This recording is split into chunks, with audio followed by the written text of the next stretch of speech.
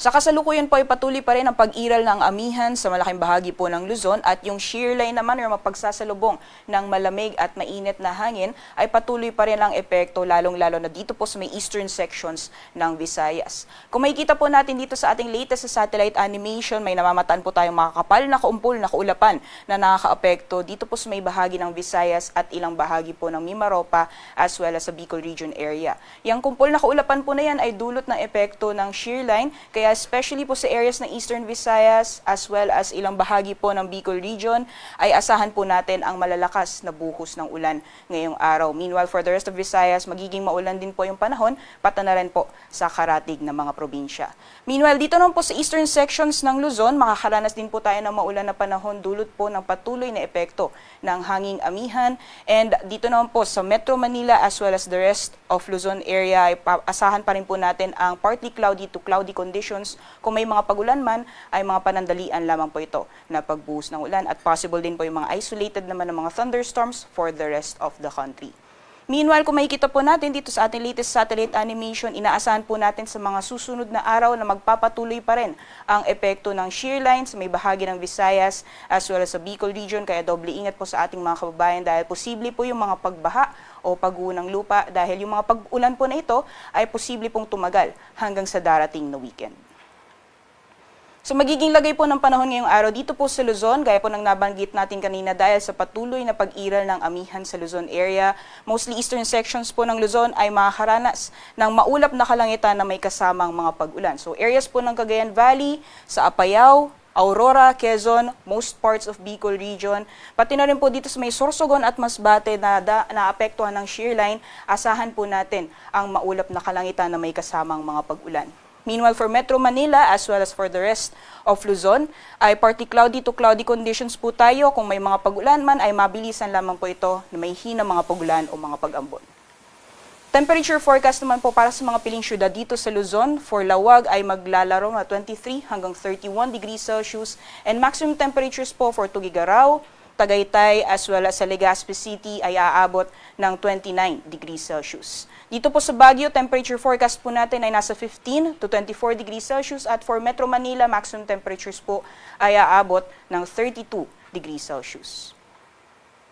So magiging lagay naman po ng panahon for the rest of the country dahil po sa patuloy na epekto ng shear line, asahan po natin ang buong Visayas ay makakaranas ng maulan na panahon as well as dito po sa may northeastern portion ng Mindanao dyan po sa Caraga region.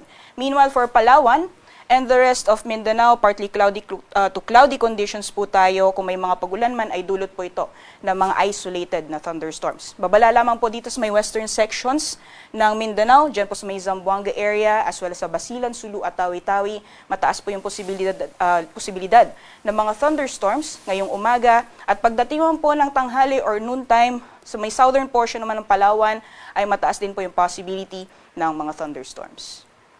Temperature forecast naman po para sa mga piling syudad for Kalayaan Islands and Puerto Princesa, aabot po ng 33 degrees Celsius maximum temperatures. For Visayas naman, temperatures dito po sa Iloilo ay maglalaro mula 25 hanggang 31 degrees Celsius at 30 degrees Celsius naman maximum temperatures for Cebu at sa Tacloban.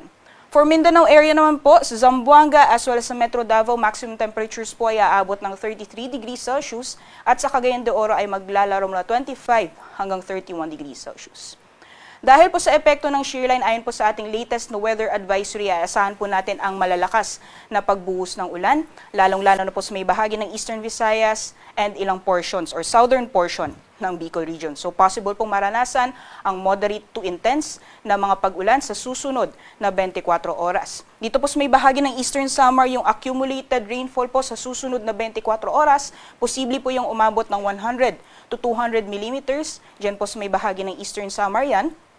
At yan pong area na shaded ng yellow, particularly dyan po sa Sorsogon, Masbate, Northern Samar, sa Samar, Biliran, Leyte at Southern Leyte, maaring maranasan din po yung 50 to 100 millimeters total rainfall sa susunod na 24 oras. So itong mga areas po na shaded ng yellow at orange, maaring maranasan po ang mga pagbaha o pagguho ng lupa dahil sa malalakas na pagbuhos ng ulan dala ng shear line. So doble ingat po sa ating mga kababayan at manatili po tayong mag-antabay yung mga heavy rainfall warnings na nilalabas po ng ating Pag-asa Regional Services Division for dito po sa Bicol Region and Northern Samar.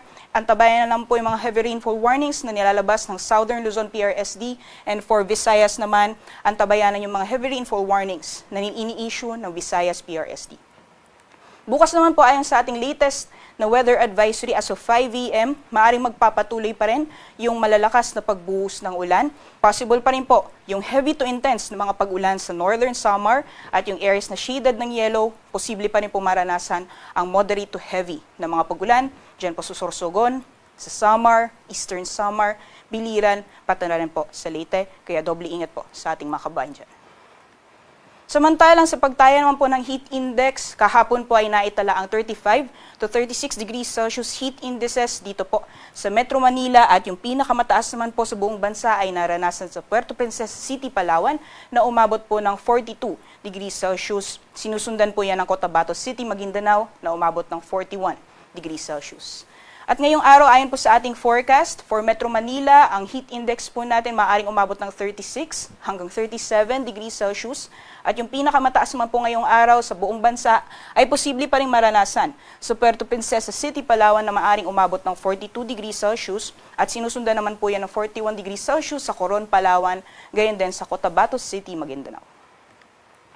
Sa kalagayan naman po ng ating karagatan, nananatili pa rin pong nakataas ang gale warning sa mga dagat baybayin po ng Ilocos Norte at dito po sa silangang dagat baybayin ng Southern Luzon at Visayas. Yung area po na shaded na red, maaring maranasan po yung 2.8 to 4.5 meters na taas ng mga pag-alon dyan po sa western coast ng Ilocos Norte, northern at eastern coast ng Catanduanes, eastern coast ng Albay, eastern coast ng Sorsogon, northern at eastern coasts ng Northern Samar at sa silangang dagat baybayin po ng Eastern Samar. Delikado pong pumalaot, especially sa mga kababayan po natin na may mga malit na sakyang pandagat dito po sa mga nabanggit na dagat baybayin.